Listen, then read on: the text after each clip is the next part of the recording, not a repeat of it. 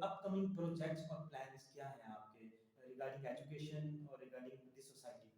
जी, हमारा the central school के जो अपकमिंग प्रोजेक्ट्स हैं उसमें एक तो the central school smart campus हम नया लॉन्च कर रहे हैं, जो कि टोटल टेक्नोलॉजी बेस्ड होगा।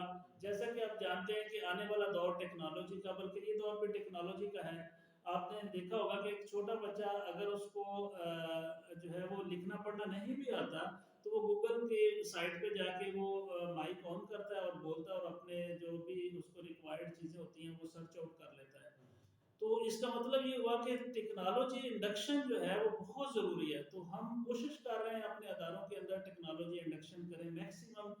और ये दौर, आने वाला दौर बिल्कुल टेक्नोलॉजी बेस्ड होगा। जो अदारे टेक्नोलॉजी इंडक्शन नहीं करेंगे वो बिल्कुल वॉश आउट हो जाएंगे, मार्केट से पीछे रह जाएंगे। और टेक्नोलॉजी इंडक्शन का सबसे बड़ा फायदा ये है कि जो हैवी बैग्स हैं इनसे भी छुटकारा मिल जाएगा।